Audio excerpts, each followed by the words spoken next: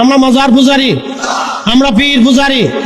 যারা বলবে মাজার পূজারি আমরা পীর পূজারি, তাদের দাঁত ভাঙ্গা জবাব দিতে হবে। কথা বলেন ঠিক না বেঠে? হ্যাঁ, হাত উঁচু করে বলেন, জোরে বলেন, জোরে বলেন। আমরা কোন কবরে মাজারে সেজদায় বিশ্বাসী না। হাত উঁচু করে বলেন বিশ্বাসী। মাজারে সেজদায় বিশ্বাসী, কবরে সেজদায় বিশ্বাসী। আমরা জিয়ারতে বিশ্বাসী, আমরা জিয়ারতে বিশ্বাসী, ঠিক কিনা? আমরা জিয়ারতে বিশ্বাসী, জিয়ারতে বিশ্বাসী।